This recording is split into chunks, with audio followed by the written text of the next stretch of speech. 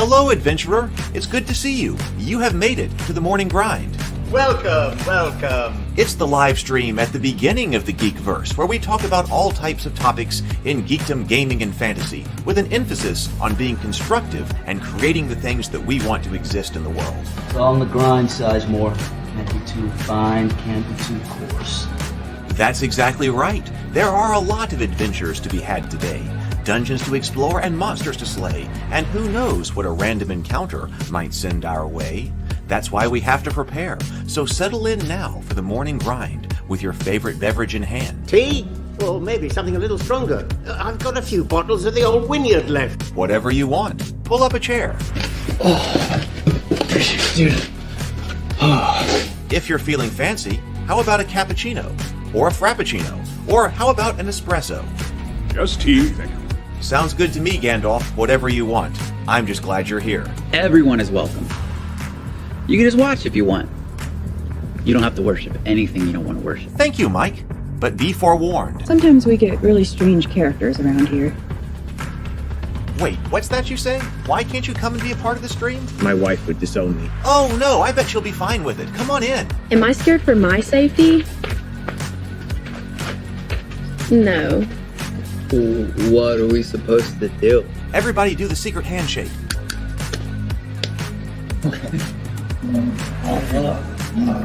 Secret cultist handshake. Oh, now do wizards who love each other.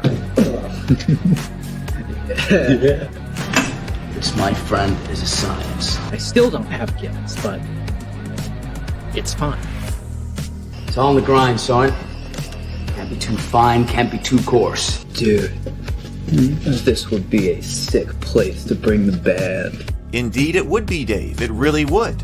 I'm seeing more people coming in. Welcome. Glad to have you here. Oh, look, here's someone new.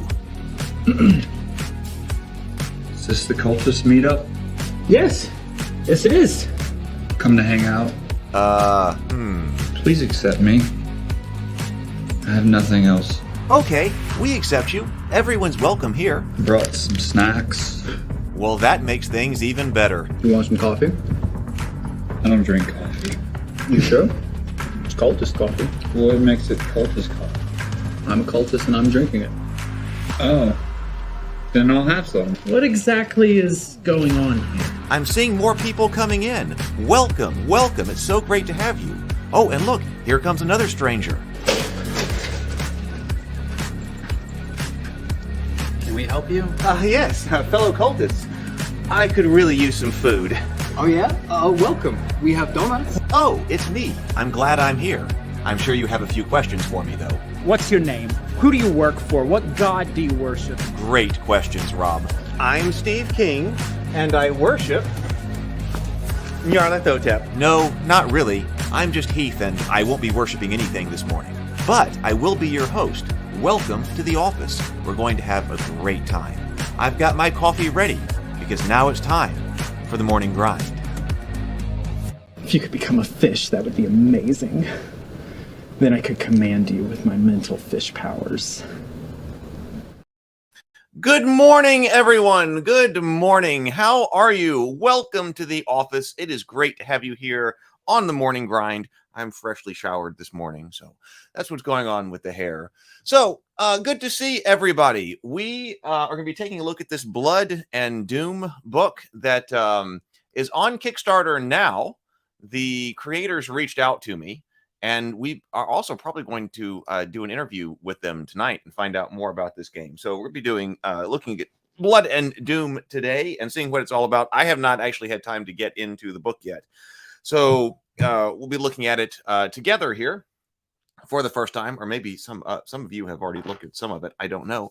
I've been working this morning. Yesterday, I finished the intro for Dinner and a Board Game. So I'm trying to push and get the digital assets done so we can be running some other shows here. And that's a big one. Now, there are other things like the backgrounds, the camera layouts, especially Dinner and a Board Game, probably going to be technically complicated because I'm probably going to have to use like OBS and set up different camera layouts and a different camera layout. But moving forward, I really loved the opening that I created for it. I was working on creating the opening for a RPG live stream playing RPGs. I'm distinguishing between the board games and the RPGs, and I was working on that this morning. So I'm going to go ahead and get them both done because that's an obstacle. Once the assets are made, we can then start doing shows. So I'm working on making the assets. So I'm still going, and I was I thought that maybe I could use some things from like the Satanic Panic or something for the opening to this, and I kind of went down a rabbit hole. I was collecting footage and editing it, and man, I don't know that I've ever watched a bunch of or a lot of those different like news reports about Dungeons and Dragons. I got a lot to say about that. Maybe that could be a topic of table talk, or if we return to doing more topical things in the evenings with the wind down, maybe that. So I've been working on that, and I'm blocking. I got to block out. I'm going to block out time to return to the script over the next like 72 hours because I've got so many great ideas there. Hey, Stargate Mind, welcome, welcome, welcome. Retro Nerd Girl is here. Welcome, Retro Nerd Girl. Good to see you. Good morning, she says. I'm excited for this. The art is insanely enticing. There's nothing like a little Hyborian age in the morning. Yep, I agree. James says, I've been considering backing Blood and Doom ever since it went live. This stream will be the final analysis that I'll base my decision on. No pressure. How is it doing? We should check that. I should put a link to the Kickstarter page. Kickstarter.com, Blood and Doom. Blood and Doom RPG. No, how about just Blood and Doom?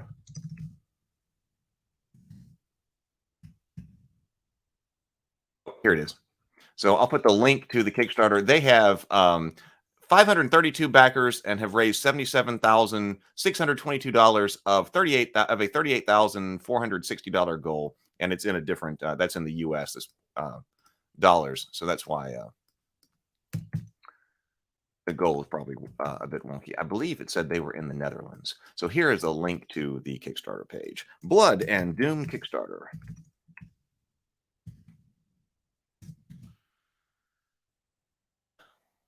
So they are doing well. Sable Phoenix is here. Blood for the Blood God. Skulls for the Skull Throne. Milk for the Cornflakes. Wrong universe, maybe. Good morning, Zero Theory. Rimo coming in. Hello, everyone. Coming in from Facebook. Welcome, welcome, welcome. Oh, man, we've got Retro Nerd Girl. And we've got... Oh, that was a good one. From the Positive Fandom channel. Good to see you. Good morning. Good morning. All right. Let's see. Let's go to the morning messages. Netherlands. Oh, look, Dice Tell Games. All right. Excellent. Okay. So fantastic. So we have the creators here in the chat as well. So Dice Tale is here with us. So if you have questions, we can, it's a lot of fun often to have the creators in the chat. That's gone very well often. So we've got Dice Tale Games in the chat with us. So fantastic. All right, let's go to the messages. Then we will sip, and then we will get this underway then.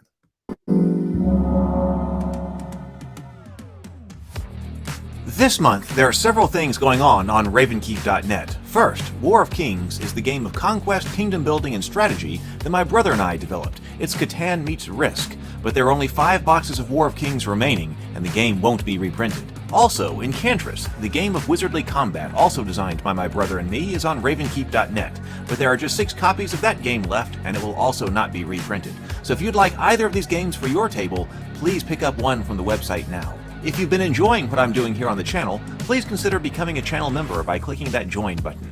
Your support is so important, and this month, we have a special offer for all of the channel members. If you join, you'll get a $7.99 discount on all of the custom mugs from Ravenkeep.net, Cultist Coffee, Witch's Brew, or Fish Do Not Drink Tea.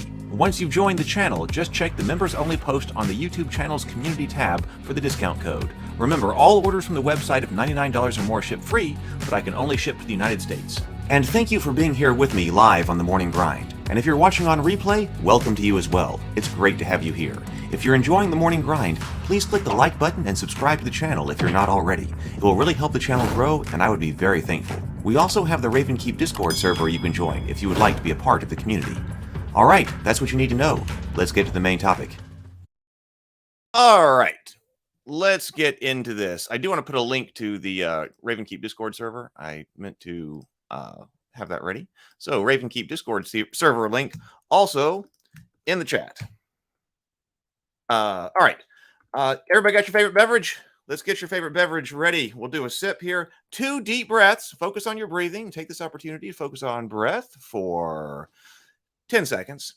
2 deep breaths, complete exhales, and then take a sip of your favorite beverage this morning. So here we go.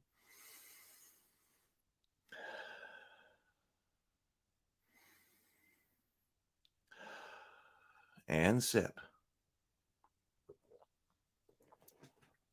Great. All right. So let's bring up the Blood and Doom RPG. Now, I got this package here of a bunch of different PDFs. So I got the rule book in single pages, which is what we're going to look at here. This does also have spreads. There is a primer's guide to Athir. Athyr. Athyr. So that looks like world material. Codex primer guide to Athyr. Oh, and spreads. Blood and Doom Doomsayer's Codex primer. So there is actually a lot here than both, and then also I think we'll go with the core book. Let's just start with the core book and see what it's about. I like the primer idea because we've been writing the primers over here on this channel. So here we go. Let me open this up. All right. This is Blood and Doom. Yes, a little bit of Dark Sun came to mind, indeed. Okay, so let's see if it's got something on the back. Do we have the back cover here? Oh, okay. It's a flyer for the Kickstarter. Okay, so I don't see what would be the equivalent of like the back of the book. So we'll just start with the beginning and see if it has kind of an intro in here. I did notice right before I came on that it had something that we like to see in other games. It says a list of influences here. So it says influences: Dungeons and Dragons, Call of Cthulhu RPG, Index Card RPG, 5 Torches Deep, 5e Hardcore Mode, Powered by the Apocalypse, Conan, Adventures in an Age Undreamed of, Grimworld, Exalted, Deathbringer, Numenera, I guess is how you say that. I don't think I've said that one out loud lately. Fate Core, Old School Essentials, Forbidden Lands, Ironsworn, Lamentations, The Flame Princess. We still got to get to that one. Torchbearer, Low Fantasy Gaming, Mouse Guard, Pathfinder, Changing the Lost, 13th Age, Warhammer Fantasy Role-Playing, and the Hero System. So that's what we are drawing from. And a lot of these we've covered here on the Morning Grind. So I see a lot of them. So if you're not familiar with them, you could look up Morning Grind, and we probably have a Morning Grind episode on it. We got it certainly on a lot of those. Look at the art in here. Retro Nerd Girl's right. I like this. Although I've got after having been watching all of those old news clips about Dungeons and Dragons, I'm understanding things in a different context. Okay, introduction. So what is a tabletop game? Okay, we know that. Let's figure out what this is and the world here. So about this primer book, in your hands, you have a primer version of the Blood and Doom core rulebook, the one book out of 3 that's absolutely necessary to play the game. It's a big chunk of what you will find in the final core rulebook and will allow you to start playing right away. It covers a large part of the rules, but also omits a lot more of the specific information you'll eventually want to have if you delve deeper into the world of Athyr, and options you have available as the player character. Rules and setting. Okay. So this is supposed to be, this Blood and Doom core rulebook is a shorter, fully playable 1.0 version of the final rulebook you will be able to back through Kickstarter, which is set to include around 420 pages. Oh, so this is a massive thing. Massive project. Summary of Kickstarter content to be added. Okay, summary of what was in these other codexes. Okay, tone and feel. Okay, so maybe this tells us what this is about as far as the tone and feel goes. So maybe this is what we're looking for.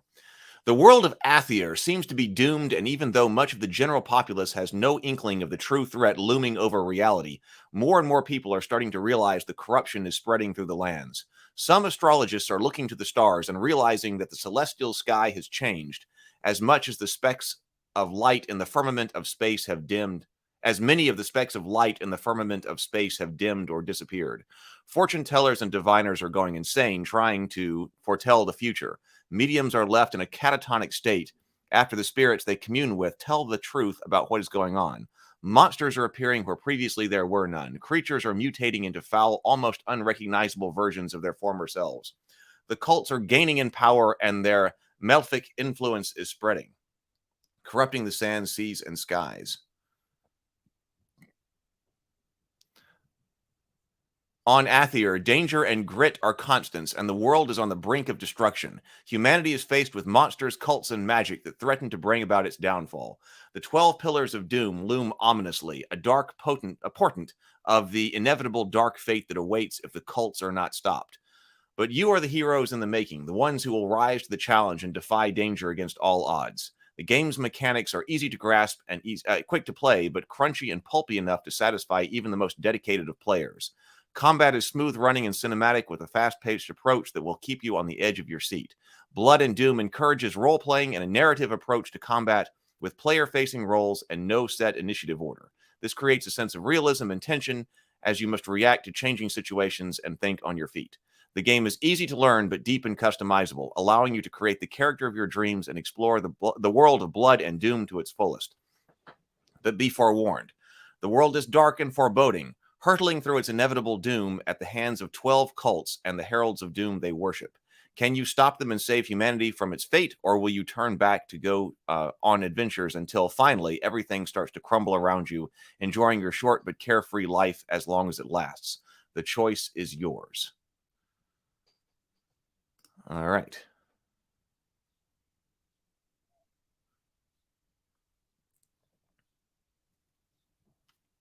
So Zero Theory picked up this primer last night when I saw the link about the topic today. I bet you could run, Dark Sun with this. Could be. So Dice Tale Game says 3 main books, the core rule book. Aether and the 12 Pillars of Doom, all about the cults. Yeah, it is a large, a big set of influences in there. I'll go with short and carefree, James says, any day of the week. Okay, so we're going to need 10-sided dice. As far as the dice are concerned, you'll need a set of 10-sided dice, of which one has a different color than the rest. That's your setback die. Okay, so I guess this is not going to be a 5e game. About 10, maybe we're doing dice pools. About 10 D10 should do it. Did we have a character sheet? That was one of the things that we wanted. Inspiration, influence. So we do Conan here, Berserker, Beastmaster, The Witcher, Dark Crystal. So this is our inspiration at the Mountains of Madness for not game mechanics, but stories.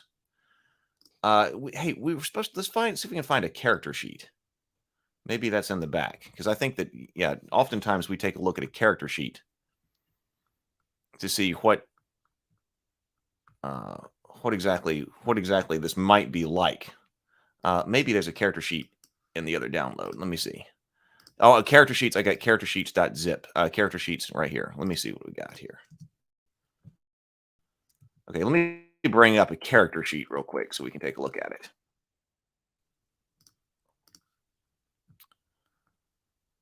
D10 dice pool. All right, let me bring up. We got confirmation on that. Let's see. We got character sheets here. This says character sheet, all classes. We do have assassin, assassin ninja, assassin viper, barbarian gladiator, barbarian nomad, druid kindred, druid stargazer, guardian vanguard, guardian warden. So let's just take a look at character path sheet. Oh, no, this is character path sheet. Character path sheet, all classes.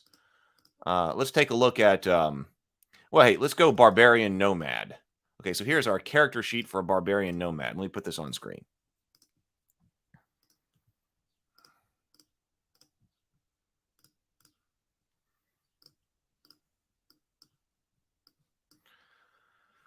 So, Blood and Doom, player role, silver gold, character name, XP and level. So we do have XP leveling up and X by XP looks like over here. We've got conditions, afflictions, bruises, wounds, and madness. Looks like we've got a more complicated armor system than just armor class. We've got armor, we got SCP-BE. We don't know what that means yet. And we do have durability here. So we got some type of armor degradation here. We got, this says dented right here. It says durability over here. So there's something we're going to be tracking with our armor here. And we've got resilience as well. So this is very different from a lot of the 5e. I mean, 5e in general. We've looked at a lot of 5e games. This is a bit lately. So this is very refreshing to be able to look at something else. It feels to me. Powers over here. Things like Vicious Wounds, Endless Stamina, Destroyer, Savage Strike, Mighty Strike, I Am Thunder, Relentless Fury, Blood Rage, Vision of Doom. Traits, Born in Hardship, For My Blood, Unbreakable Warrior. Okay, we also have Doom points here. We have Doom points and we have Blood points. Okay, there's a lot here. I'm glad we looked at this. Glad we have this. So charges A, B, and C. Combat skills over here. And this is the Barbarian Warrior class. Complexity low. We've got abilities. So our combat skills, we got some of these that are checked. Looks like we'll be able to get additional checks in them. Unarmed, we're checked in unarmed daggers, axes, bows, and throwing.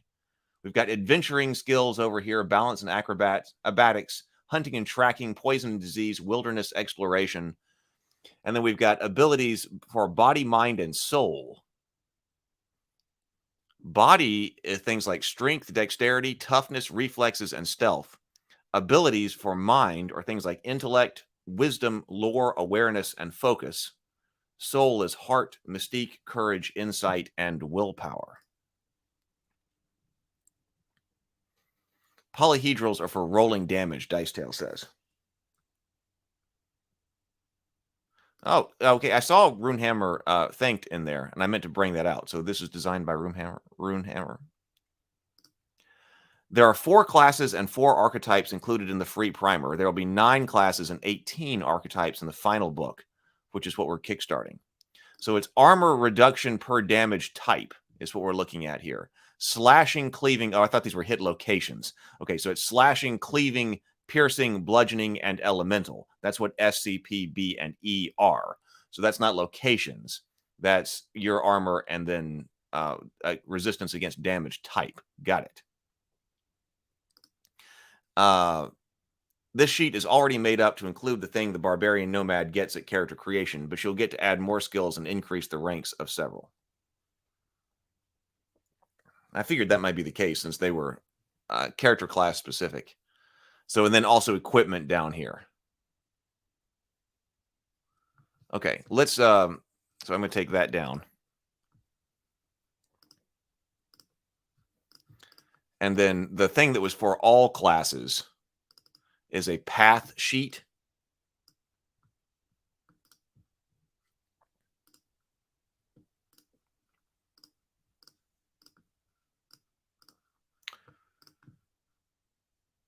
This is for all classes. And so this lets us track origin, languages, deities and spirits, personality, ideals, party vow, habits, significant people, cherished possessions, property and hirelings, treasure and trinkets, appearance, and a place for a character portrait. Okay, so that is what our character sheet is like. Let me come back to the core rule book over here. Oh, Tomocrat's already backer. Tomocrat says, I backed this and liked the lore. Like this, I liked the lore concept.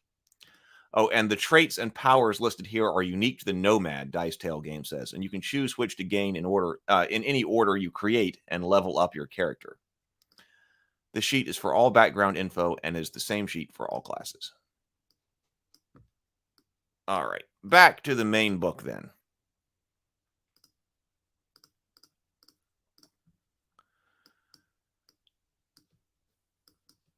Okay, let's just see if we can figure out then how to play. Let's go back to our table of contents. So table of contents, introduction, rules overview, class and archetype, abilities, skills, traits and powers and magic, fiction and mechanics, action roll, edge and challenge, setback die. Blood points, doom points. So I guess that is the chapter we need to get into right here. Because then we get to, this looks like setting specific stuff and then character creation. So we tend to look at that last. So I like that this front loads, it looks like then the rules overview, that the rules come first. We can get into how to generate a character later. Abilities and skills is chapter 6. Chapter 7 is traits, powers, and magic. Chapter 7, feats. Chapter 8, equipment. Chapter 9, adventuring, which covers rest and dying, it says, as well as leveling up. Chapter 10, dungeons, tracking resources, darkness, and light. That one might be an interesting one to look at. Chapter 11, combat encounters. Here's damage and armor, bruises and wounds. Chapter 12 is conditions and afflictions. And then a section for the doomsayer. All right, so let's go. Are these hyperlinked? Let's find out. Okay, yes. So let's go to the rules overview and see exactly what we're doing here. All right, perfect. It looks like we are in the right place then.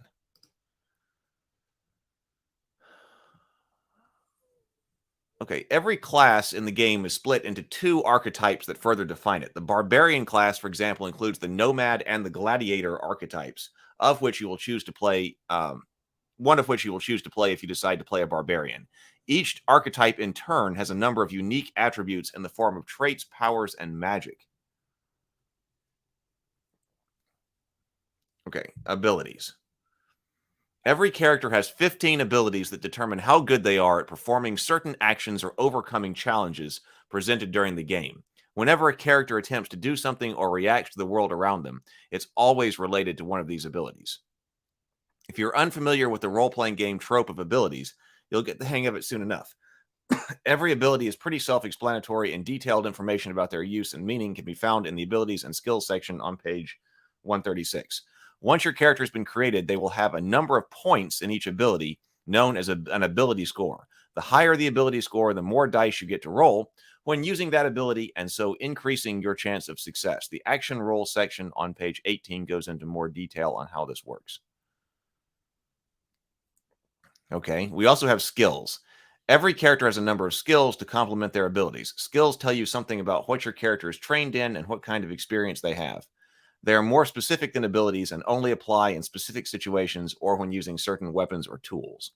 For instance, the skill Wilderness Explorer would be of help when trying to navigate through a dense forest or find food while traveling across a desert, while the Sword skill is useful for fighting with a scimitar or a katana. Whenever one of your skills applies in a situation, you get to roll extra dice that increases your chance of succeeding at an action even more.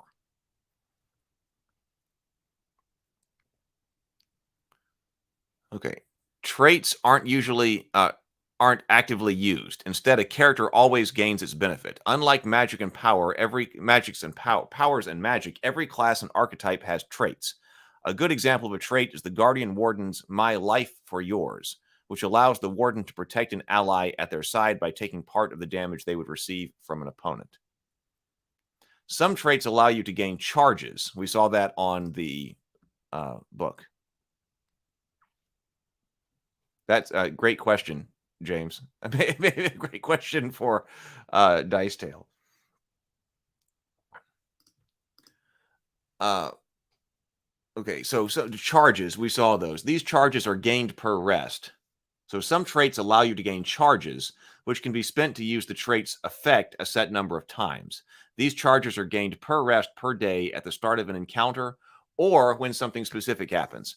An example being the Assassin Ninja's Blood Oath, which they gain 6 charges whenever they make a promise to someone to defeat, capture, or kill a target that wronged them. The ninja can spend a charge at any time to increase their chance of success to help further their goal and hold their promise. Powers are more impactful than traits, but they are temporary, and using them requires blood points to be spent.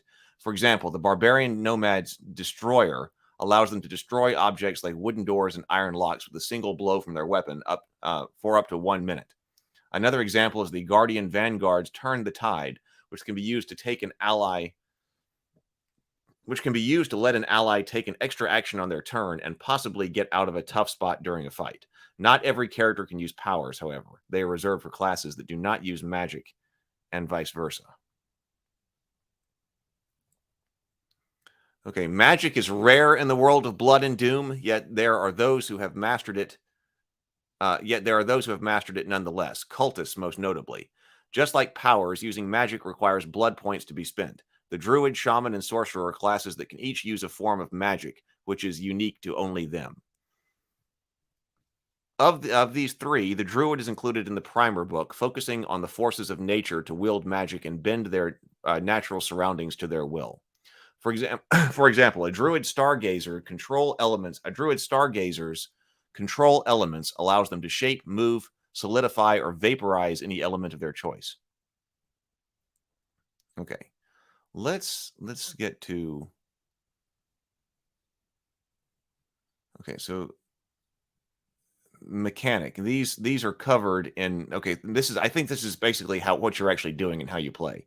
So if necessary, the Doomsayer asks for an action roll and chooses an ability and a difficulty.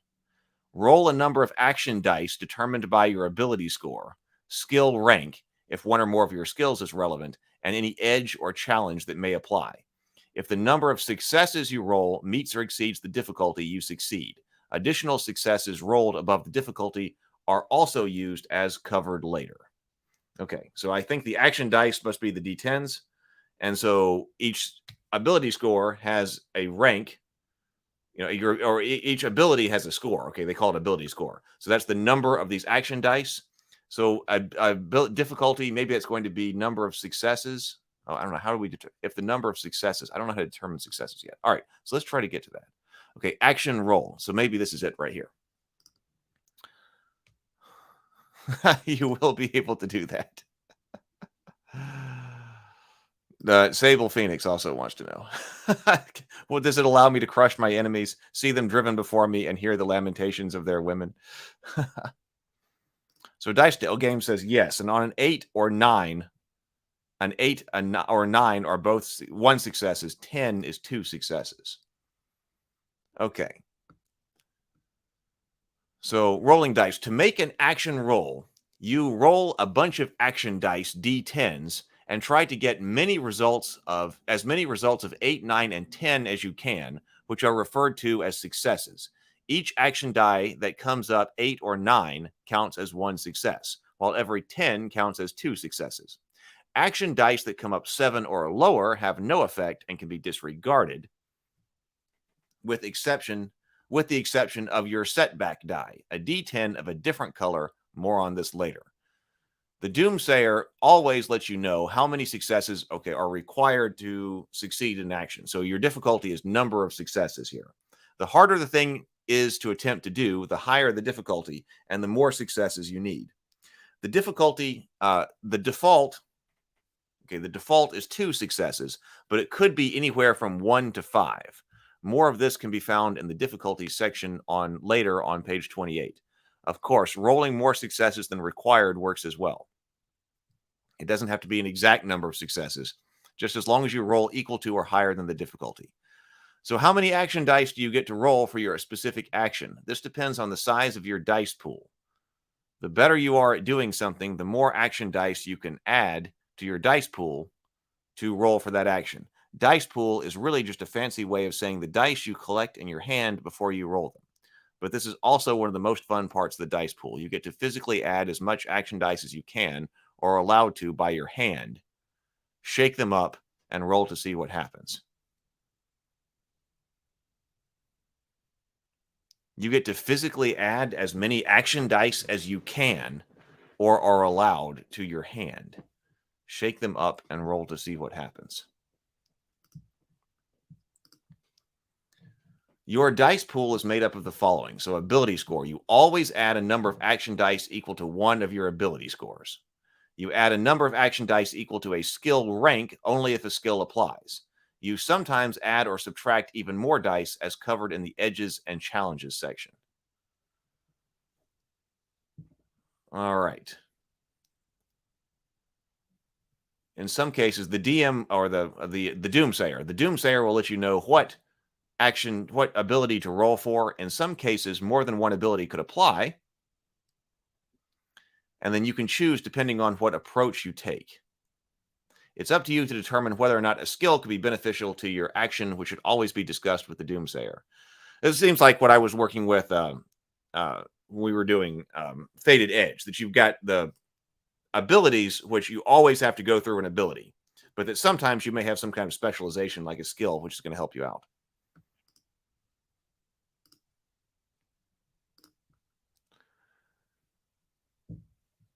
Action rolls are usually just referred to by their relevant ability name, which for the above examples would be strength roll, awareness roll, mystique roll, and so on. You will encounter those terms frequently in this book, always meaning an action roll using the ability mentioned. So action roll is equal to roll action dice in a dice pool, ability plus skill, 8 or 9, 1 success, 10, 2 successes. Okay, so additional successes. Additional successes rolled above the required difficulty aren't wasted, but instead used to gain additional benefits, succeed triumphantly, use your weapon's special abilities, help an ally, or when casting magic, increase the spell's effect. This is all covered in more detail on the momentum section on page 31. Okay, player-facing rules. Blood and Doom is a player-facing game, which means that unlike many other tabletop role-playing games, players make almost all dice rolls, and the Doomsayer very few. You make action rolls both when you act on your turn during an encounter and also when you react on an opponent's turn during an encounter. For example, instead of the Doomsayer rolling for a monster to make an attack, you as the player make an action roll to defend yourself instead, using the toughness or reflex ability. If you succeed, you avoid getting hit. If you fail, your enemy strikes true and you'll likely take damage. Similarly, if an NPC tries to trick you, the Doomsayer does not roll to see if the NPC succeeds. Instead, you make an action roll to determine whether or not you can see through the deception using your insight ability. So that's what we mean by player facing.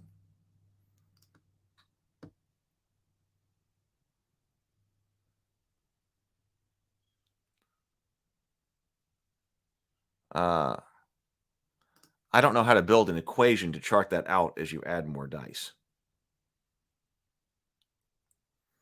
It said, I don't think it said that all. It says almost all dice rolls. The players make almost all dice rolls. So almost all. The Doomsayer makes very few.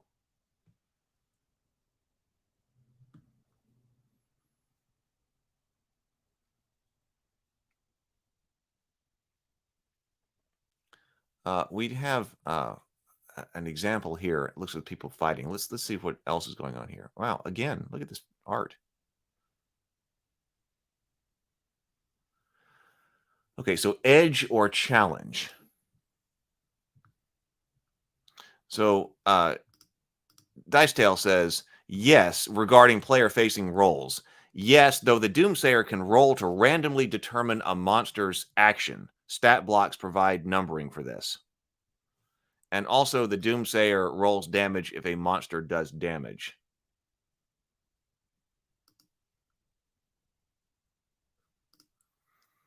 So, edge and challenge. Whenever you make an action roll, you can increase the number of action dice in your dice pool. For example, by setting up advantages for yourself or others, or by working together. This is known as gaining edge. Some circumstances, however, do exactly the opposite and decrease the number of action dice in your dice pool. This is known as suffering challenge. You can find an overview on the next few pages of the most common ways to gain edges and suffer challenges. Suffer challenge. When you gain edge and or suffer challenge, simply add one die to your dice pool for every edge gained and subtract 1 action die from your dice pool for every challenge suffered. The easiest way to keep track of this is by physically adding and taking these dice as you ready them in your hand to roll. Unlike your ability score or edge rank, edge and challenge aren't permanent and can be changed from one action roll to another. For example, when you attack an opponent while hiding, you gain edge, but not again after they become aware of your presence. If you attack an opponent while you have higher ground, on the other hand, you gain edge and keep doing so as long as you hold that position. If you ever end up having to roll 0 action dice after applying edge and challenge, your action roll fails automatically, though doom points can be spent to help out if needed. More on this in the doom points section on page 34. Regardless of how much edge you gain, you never roll more than 12 action dice total at any time during the game. So edges are things like situational advantages, working together, traits, powers, or magic could provide them. Boosting, that says gain edge when an ally gives you a boost, or you do anything related to what they just accomplished. Conditions, when an opponent is hampered by a condition, you sometimes gain edge if you can take advantage of it. Whereas challenges are things like situational disadvantages, opponent group attack. When you get attacked by a group of opponents, you don't always roll to defend against each, but roll once with challenge. Opponent trait action. And conditions like poison, blinded, or prone can cause you to suffer challenge or to perform specific actions. So here are a bunch of different examples of all of that.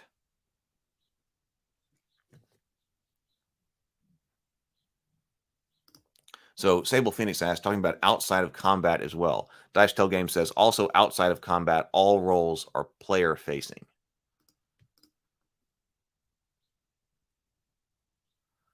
Boosting. So that kind of sounded like a fate thing. How to give an ally a boost or how to make use of a boost yourself is explained in Momentum.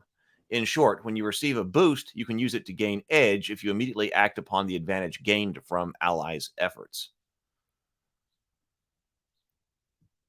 How to give an ally a boost or how to make use of your boost is explained over there. But in short, when you receive a boost, you can use it to gain edge if you immediately act upon the situation gained from an ally's efforts.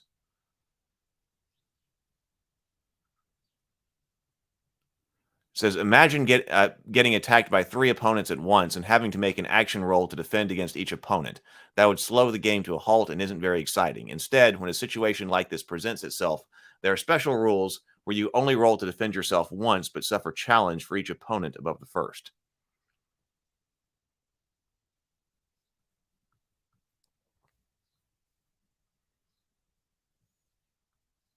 Okay, the setback die. Yeah, what is that? One of your action dice is a special D10 known as a setback die, which should have a different color from the rest of your D10s so you can easily tell it apart. No matter how many or how few action dice you roll, your setback dice should always be included as one of them. This means that if you end up rolling just one action die, it should be your setback die. So this is one of them that's there. Your setback die functions the same as other action dice in that it generates success when its result is 8, 9, or 10. However, when you fail an action roll and your setback die results in a 1, 2, or 3, you suffer a setback in addition to failing your roll. If your action roll succeeds, on the other hand, any result of 1, 2, or 3 on your setback die can be ignored. What exactly happens when you suffer a setback depends on the nature of your attempted action and a wide variety of challenges and obstacles to deal with. The Doomsayer challenge of the section of this book offers tips and advice to the Doomsayer to come up with setbacks and includes several roll tables to determine them randomly as well. When using magic, this works a bit different, as you'll see next. So when attacking, your weapon becomes dented. So these are some examples of setbacks. If it's dented again, it's destroyed, though you can repair a weapon to prevent this from happening. Put yourself in a disadvantageous position, suffering challenge to defend yourself or avoid danger until your next turn. You make the situation around you harder or more dangerous to deal with for one or more of your allies. They suffer challenge. You strike an inanimate object, causing potentially unwanted collateral damage, and potentially complicating the situation around you. In your haste to reload, you spill some ammo. You sprain your muscles. While defending, it could be something like a boot sole breaks or comes unfastened, causing you to become slowed until you take the time to resolve it. Or your armor becomes dented. So if defending, your armor becomes dented. Armor can be dented a number of times equal to its durability rating, after which times it suffers no more protection until repaired. So I remember seeing that.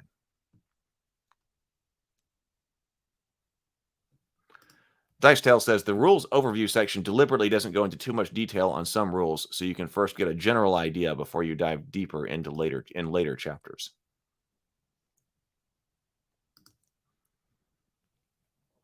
Okay, when using magic, when you use dice and suffer a setback, a unique negative effect is triggered as specified in the magic description. Magic can be very dangerous, and as a setback can have serious consequences. More on using magic can be found on page 147.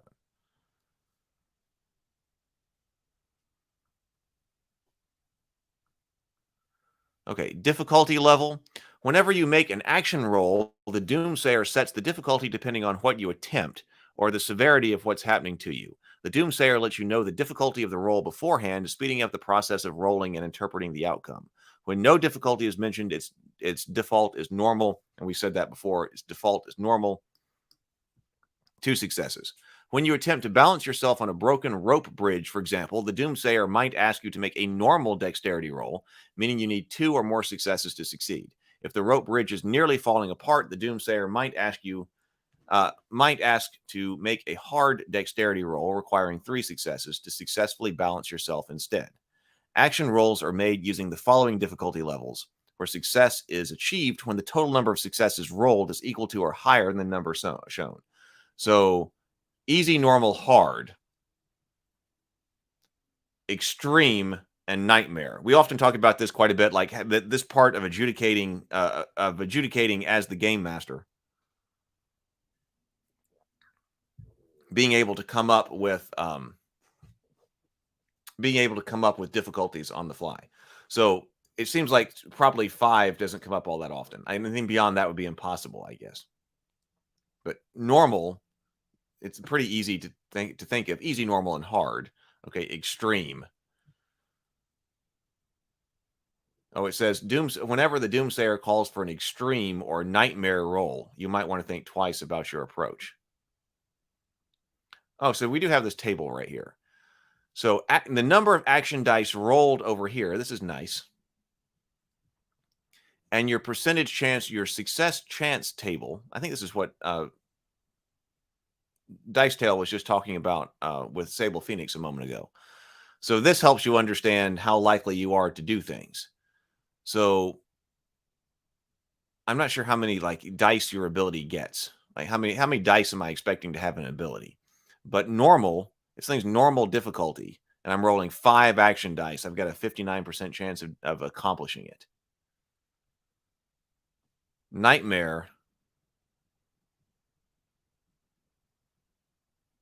Wait, okay, I got a 1% chance.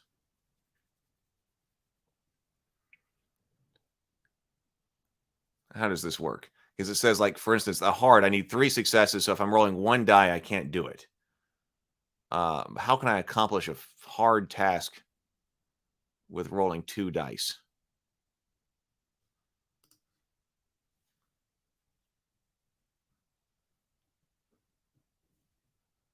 Okay, so on average, it's about 5 to 9 action dice from ability plus skill. So you're typically rolling someplace between 4 and 9. So you're kind of operating in this block. So that makes sense. So easy tasks, you're accomplishing 83, 88, 92, 94, 96. But then once you get out to nightmare, okay, yeah. Well, okay, so at nightmare, if you're rolling 6 dice, it says 11% chance. I like this table. So doing the impossible. Some things are simply impossible to do regardless of difficulty. In such cases, no roll can be asked by the Doomsayer or made by the player. The thing that characters attempt should be reasonably possible within the fiction of the game, and even though this is a fantasy game about bravery, heroics, and going against the odds. For example, asking a noble lord to hand all their riches over to you with no good reason won't ever succeed. not even if you roll 5 successes or more. Likewise, attacking a dragon with your bare fists, say for poking out one of its eyes maybe, won't ever succeed either, as its natural scale armor simply cannot be penetrated without a weapon or using magic. It's highly recommended that the Doomsayer be clear and final when determining something is impossible. Letting players attempt things that are simply not within the character's abilities can lead to outrageous results. At times, this can add enjoyment to gameplay, but frequently the result breaks immersion and encourages players to try to roll for everything, no matter how hard. We've talked about that quite a bit too. Like, should you always give players, hey, just let me roll for it? Let me roll for it. Should you always do that? I think probably not.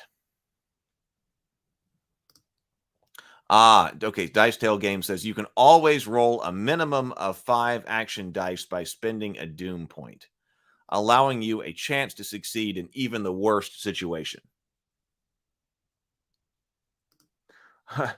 Dice Tales, we're not going to be able to go through them all, but Dice Tales says, I hope you know the 3 primers are 500 pages in total. Wow. I'm impressed. That's a lot of material to get out. I don't know this one. Sable Phoenix says, I missed it if this was in the influences, but this sounds like it was heavily influenced by Alderac's roll and keep system for Lamentation, so L5R and the 7th Sea.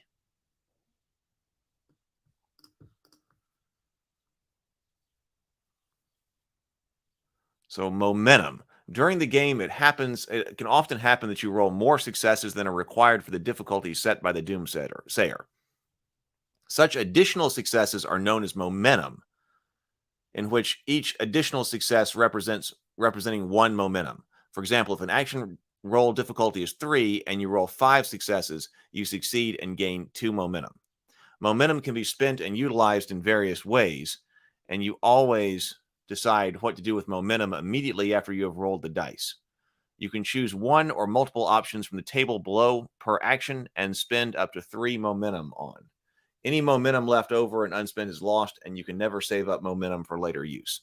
So if you get momentum, gain a benefit, mostly for non-combat action rolls. Spend momentum to gain benefits and succeed triumphantly.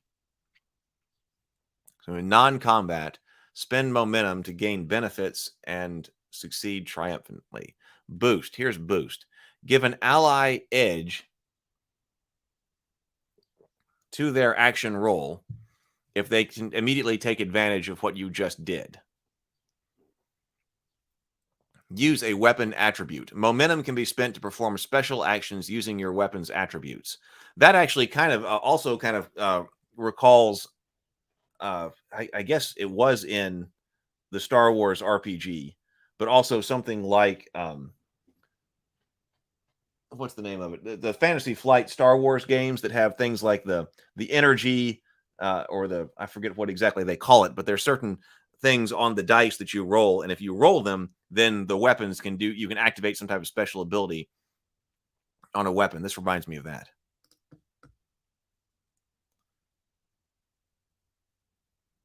Legend of the Five Rings, of course, yes.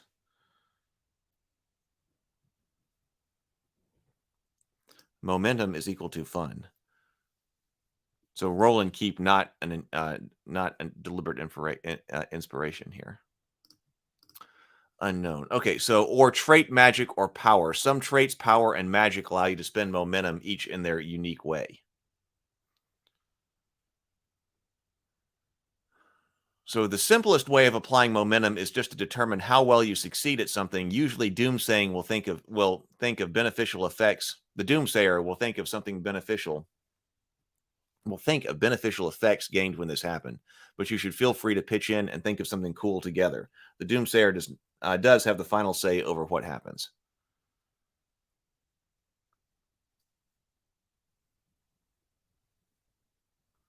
Boost. Okay, so that was that's boosting your ally, as long as they're there to take advantage.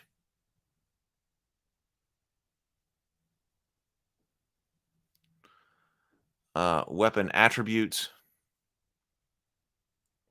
Let's take a look. Here's a short example. Let's take a look at what's going on here. Example: while visiting a leather workshop in Valia, a beautiful gem-encrusted leather armor catches Lavandier's eye.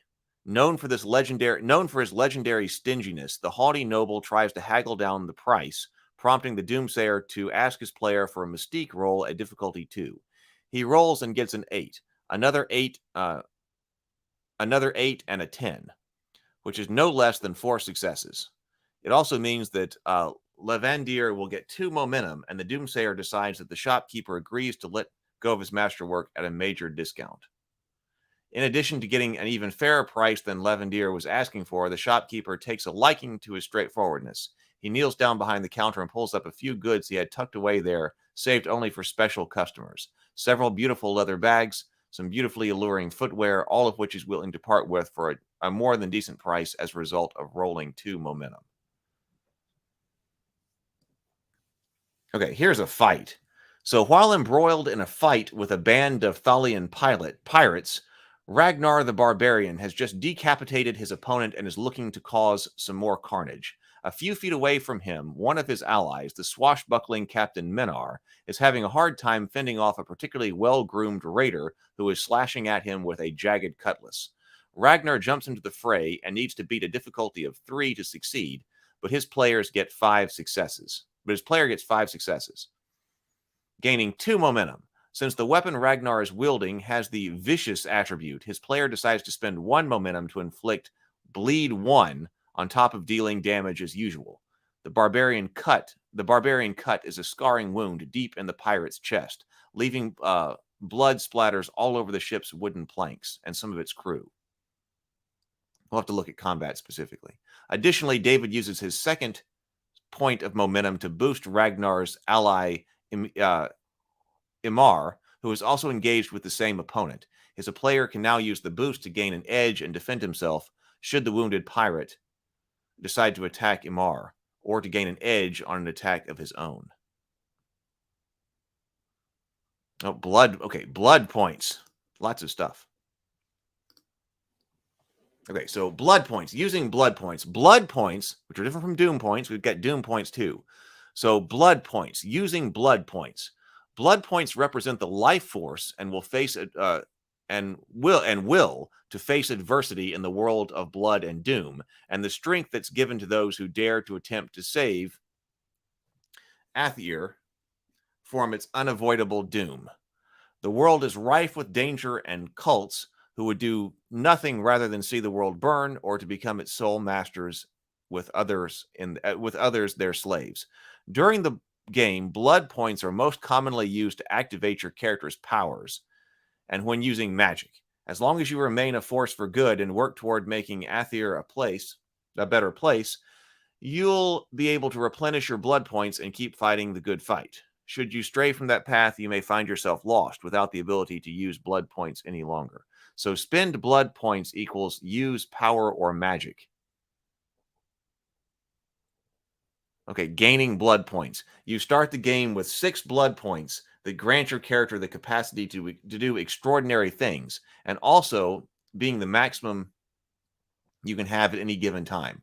When you rest and have accomplished or tried to accomplish valiant and heroic deeds, you can roll 6 action dice to gain back blood points. When you gain one blood point per success rolled. Whenever you recover, you replenish all of your blood points instead, and no roll is required. So recover is different here. So we talked about rest up here, and this is recovery. So that's going to be different. In addition, the Doomsayer can reward characters with blood points at other times during the game, for example, after defeating a powerful and corrupted monster, or when saving innocent people from the hands of a cult about to sacrifice them. When this happens, the Doomsayer rolls a number of blood dice, depending on what was accomplished, and your party as a group earns those blood points. So here's something the Doomsayer rolls. So after defeating, when this happens, the Doomsayer rolls a number of blood dice, depending on what was accomplished, and your party as a group earns those blood points. Blood points earned this way are usually divided among all characters in the party equally, although players can decide who will get a few more blood points over others, showing appreciation to 1 or 2 characters for their unflinching bravery and having made all the difference during that last scene or encounter. Or perhaps instead, blood points are divided considering who might be able to make the best use of them during upcoming trials and challenges. So gain blood points equals during rest roll 6 action dice. Gain 1 per success. Recover to replenish all blood points. And those allow you to use powers or magic.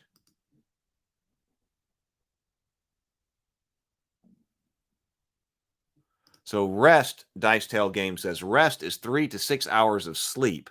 Recovery takes an entire day of resting and recuperating in a safe place.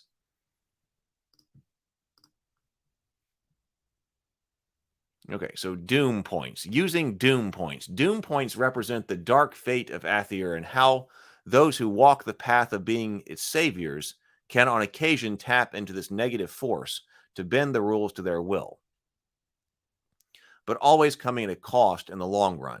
Doom points are for the depraved, the insane, the unlucky, the power-hungry, and the vile. Use them carefully if you don't want to end up getting murdered, devoured, or swallowed up by an extra-dimensional portal into the void.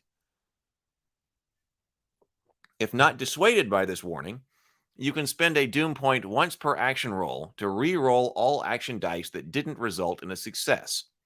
You can do this if your initial action roll failed to try and succeed. You can do this if your initial action roll failed to try and succeed instead, but also if your action roll succeeded, perhaps to gain momentum. If your setback die triggers a setback, you cannot spend Doom points to re-roll. Alternatively, you can spend a Doom point if you ever end up rolling 4 or less action dice after applying edges and challenges to roll 5 action dice instead. This gives you a chance to succeed even in the worst possible situation, including if you would end up rolling 1 die. When doing so, you can even spend 1 more Doom point to also re-roll as described. So spend a Doom point to re-roll failed action dice or roll a minimum of 5 action dice. Like blood points, you start the game with 6 Doom points, which is the maximum you can have. Doom points are, however, only replenished at the end of a session, at which time you can roll 6 action dice to gain Doom points back. For each success rolled, you receive 1 Doom point.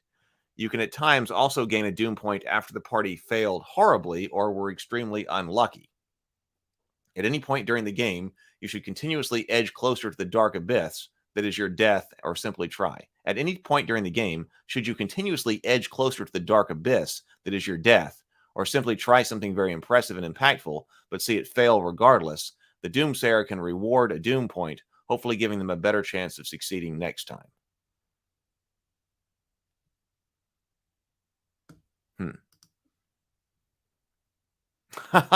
Sable Phoenix says, man, portals into the void are where all the fun stuff happens.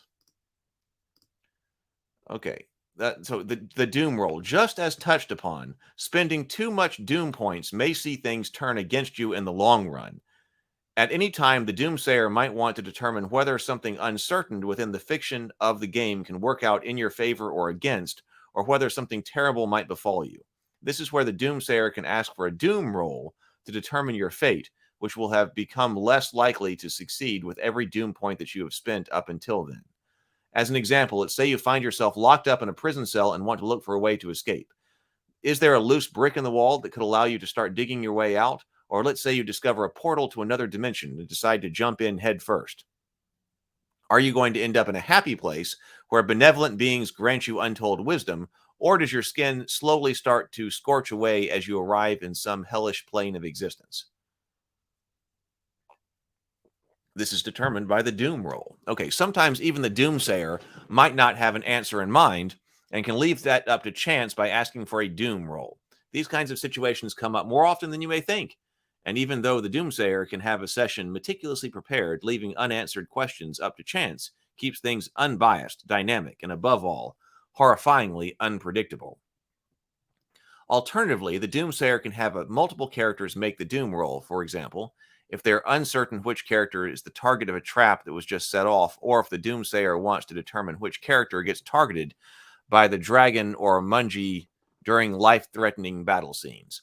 Sometimes it's clear who a monster might attack, but at other times it could be 2 or even 3 of the characters.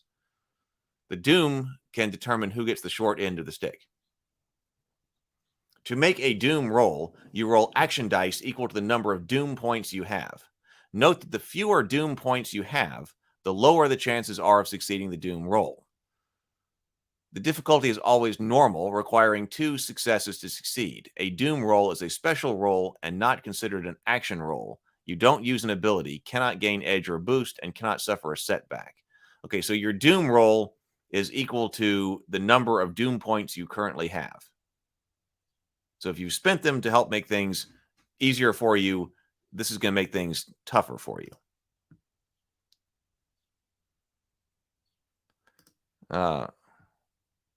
Manaji.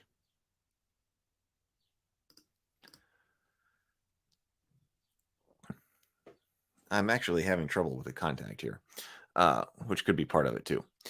When you succeed on a doom roll, the situation turns out in your favor. When you see, so when you succeed on a doom roll, the situation turns out in your favor. When you fail, you'll have to find another way to get things done, or find yourself with a problem or two to solve. If multiple players can benefit from a single doom roll, the player who is most involved with assessing the situation or getting things done makes a doom roll for the entire party. When multiple players make a doom roll to determine who is the most unfortunate and falls into a trap or gets mauled by Kata, probably messing that up again too, the player or players who rolled the lowest number of successes gets targeted. Difficulty isn't considered in this case. When tied for successes, the player with the lowest number of doom points gets targeted instead.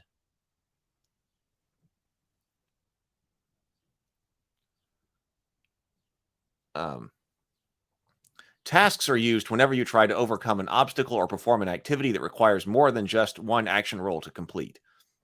Okay, so this is like the total successes, total CP completion points until it is targeted. So this is like, okay, so a task here. We've talked about different ways to adjudicate partial success. Actually, I'm having a lot of problems with the contact over here. Hang on.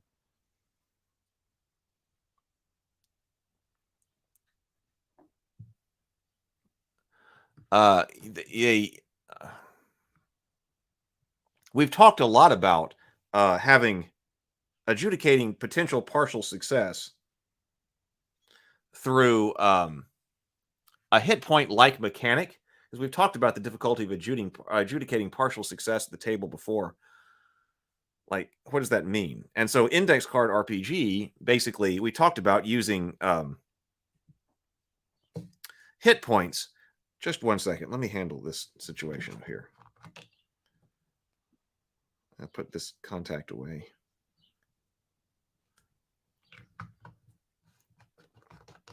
I'm sorry. I'm just going to take it out for a moment. Hopefully I can still read. We've talked about that when we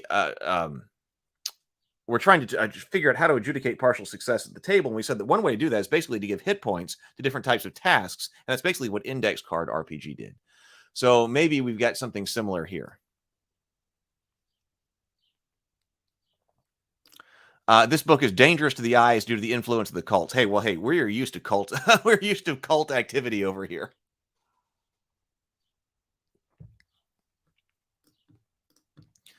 Okay, so we've got tasks here. Usually multiple characters take part in performing a task, each making action rolls and accumulating completion points together until it's completed.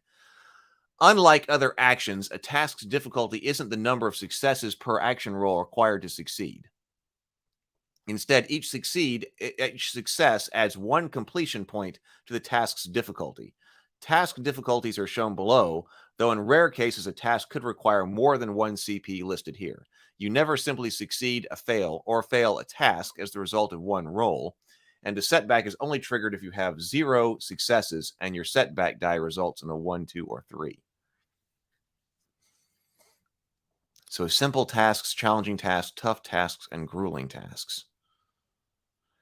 So examples include trying to dig a hole to escape from a collapsed cave slowly filling with water, attempting to scale a mountain cliff while being shot at with arrows, disabling various parts of a trap as it slowly builds toward a lethal climax, trying to convince a group of enemies they should surrender, clearing a ditch for shelter during a snowstorm as frostbite sets in.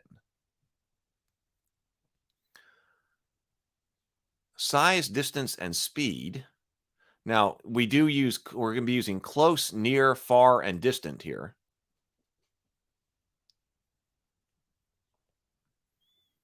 I like that. All right. Okay, so that is basically how we are playing this game. Let's see. I've got a few more minutes here because we should take a look at some of the world. But it's okay. But if you're trying to evaluate what is this game about, as far as how do you play, that is our overview on what actually the mechanics are in order to play. So we should also look at let's look briefly at understanding this world. So we do have the Doomsayers primer here. So maybe the 12 pillars. So I think in here, didn't we have some type of intro to the world in here as well?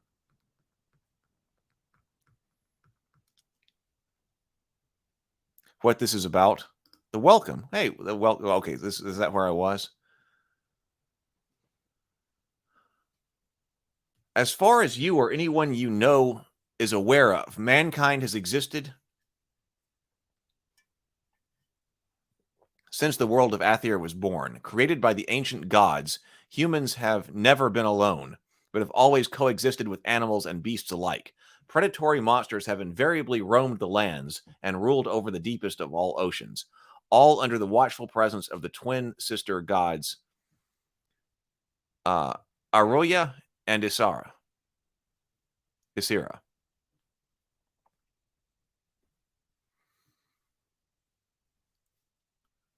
Mastery of magic. Okay, so let's say what's going on now. Over the last millennia, the monsters that once used to lurk in the shadows have come out of their hiding more than ever before. Conflict brooms in every corner, and political infighting seems to be more prevalent than in previous times, despite the many alliances and bustling trade between most regions. Where once the Athenian sandstorms known as Rogun and the volcanic outbursts of Mount Ubatu and Ishta were responsible for the most dangerous weather phenomenon. Now, adventurers return from their quest recounting tales of bizarre occurrences and depraved cults. Beasts that once seemed to stay within their habitat are venturing out more often, and fortune tellers have stopped talking about their visions, while some diviners have taken their own lives or gone insane. The year is 3765, and portents indicate a great calamitous event is due to happen 3 years from now, when a celestial event that occurs once every 24 years has Isira and Ariaya align with Aether and its 5 moons. Astronomers and astrologers have stared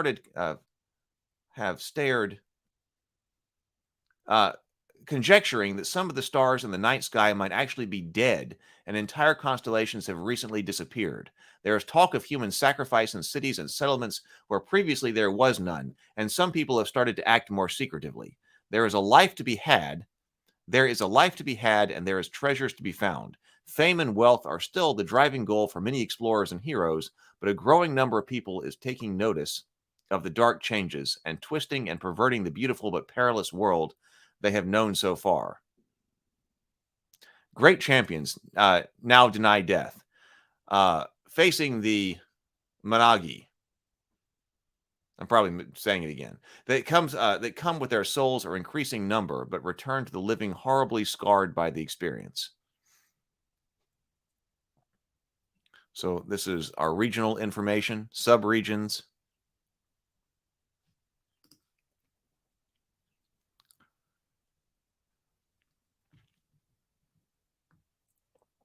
Let's see. This game was inspired by Ice. Shout out the Icy RPG. Shout out to Runehammer.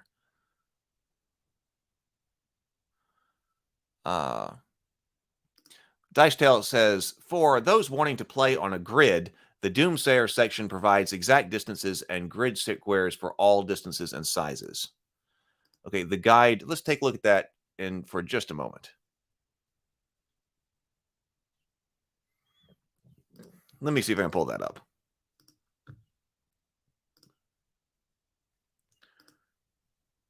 Okay, so actually, okay, I would have looked at the wrong thing. So the Doomsayer's Codex Guide to Aether.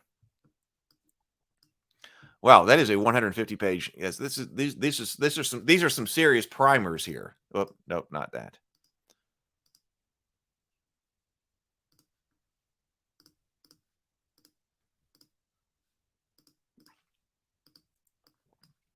Blood and Doom. So this is the Codex Guide to Aether, a primer.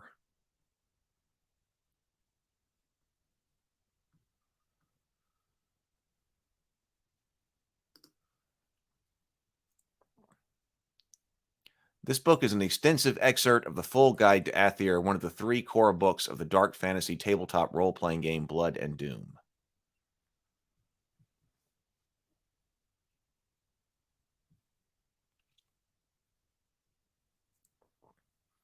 "4,797 years ago, in a removed corner of reality, an alien race known as the Ayari was on the brink of achieving its dreams to travel through space and explore new worlds.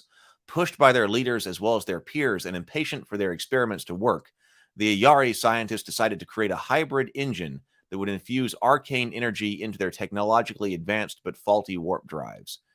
In their hubris and restlessness, they tore the fabric of time and space, opening a rift to another plane of existence, where its residents, unfathomable extra-dimensional monstrosities that have lain waste their own universe in ages untold, stirred once again.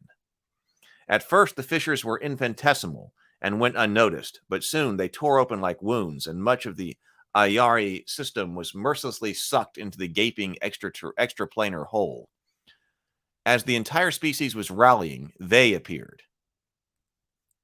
Inhuman and utterly incomprehensible, the insanity-inducing foul beings that scholars would later refer to as the Outer Gods, or Elder Demons, squeezed themselves through the cracks of space, their ethereal essences molding into unnatural forms as they gained substance.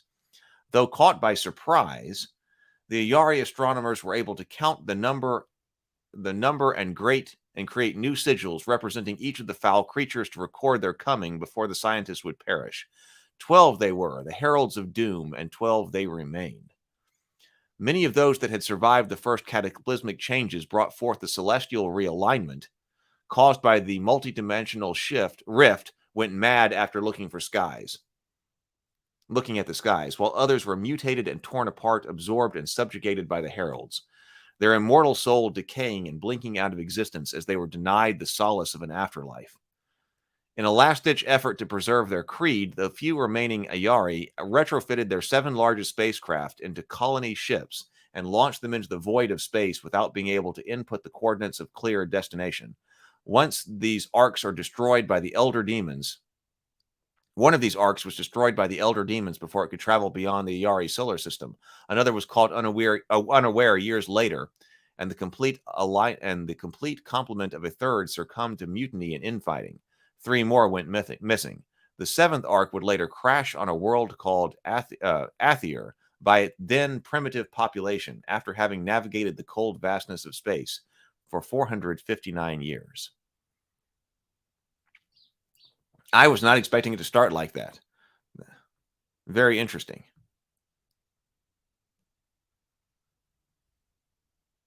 The rise of the cults.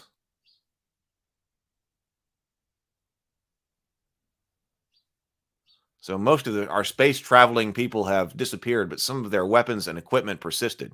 Most of them were buried by time or taken far from the Ark by people who have no chance of figuring out their true purpose, use them at their full capacity, or recharge their batteries.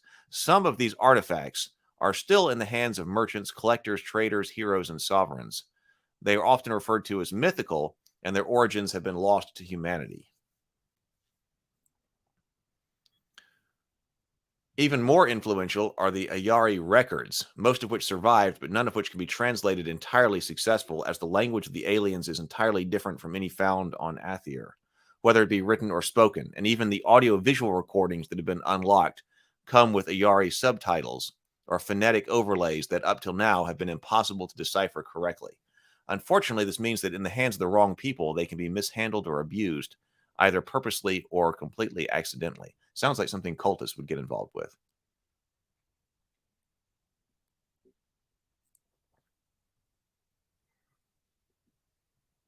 So Athenia is one of the regions. Well, this sounds pretty cool. You guys have put a lot of work into this on both the game development side of this and then also this world. There's also a world map. So here's actually a map for hex crawling. Beautiful work on the maps as well. Definitely a lot of work. Cool. Cool.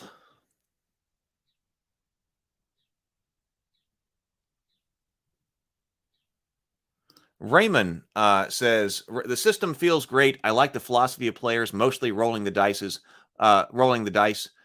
Funny that I feel some similarities with Shadow of the Demon Lord in some areas, but but is not a lot of influence. The 12 Heralds of Doom are the entities the cult worship, brought into the universe by the Ayari's magic gone haywire. Yeah, the full map is much bigger. Which I did see that was. So blood. Here, I'll show this before we go. So here's the full map. Check this out.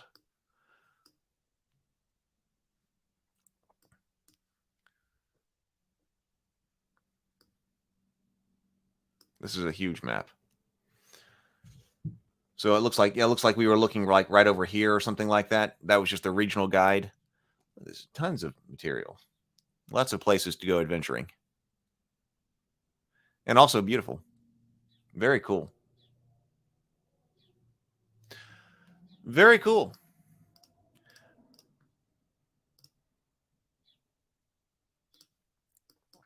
All right. Well, all right. So we have been going for a while. I think it's about time to wrap it up. I've got other things I've got to do today. I'm going to continue to work on our digital assets for our tabletop game shows and our board gaming shows, and then also going to I've got to get writing done because so many of my projects, they're out front. Lots of people have been writing all kinds of stuff. I've got to get back to writing because I want to put my stuff out as well. So, all right, this was very good. Thank you so much for taking the time to be here, Dice Tale. I really appreciate it. That was great. And I look forward to, we will have Table Talk tonight. So Table Talk, 7:30 p.m. Central Time. We'll be discussing Blood and Doom and its development and how it came to be and everything like that. So we'll be discussing with the creators. I'm really looking forward to that. So we'll be having a Table Talk tonight. If you are just here and you are just coming in, I'm going to put a link to the Raven Keep Discord server. And then I can see you on the Raven Keep or tonight. I'll see you back here on YouTube tonight. Well, you're very welcome. You are very welcome. Glad to see everybody. So see you later. Everybody be creative, be productive, and until then, grind on.